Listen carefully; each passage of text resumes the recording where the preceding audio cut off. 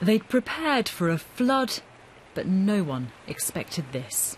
It's 4 years since water crashed through Cockermouth, destroying homes and wrecking businesses. That's £7, please. You'd never know it now. In the toy shop, half-term trade is brisk.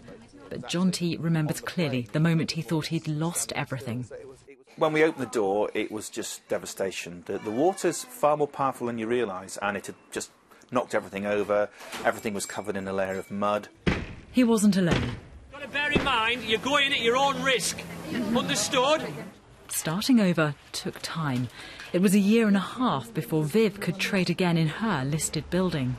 Any cash injection would have been good. We'd bought all our stock in for Christmas. We'd just done our Christmas windows. We had all the stock to pay for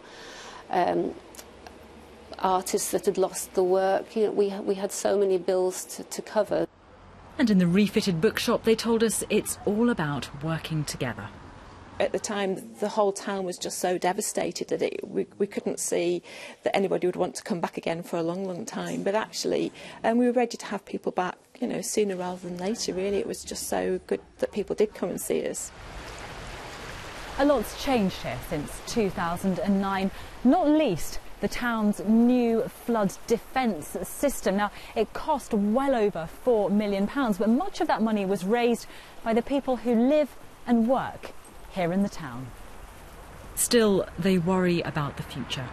Until recently, insurers had to provide affordable cover to small businesses in places at risk of flooding. Not anymore. This insurance broker has lived in Cockermouth all his life.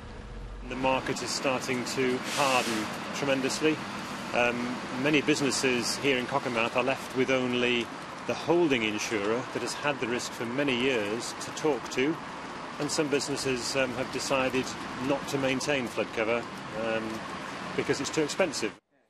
It's why John T wants government action. He's painfully conscious of what other flood-hit communities are going through now. You have to break it down into bite-sized pieces. Don't start worrying about the big picture. Just deal with each day as it comes, each project as it comes, and just work your way through.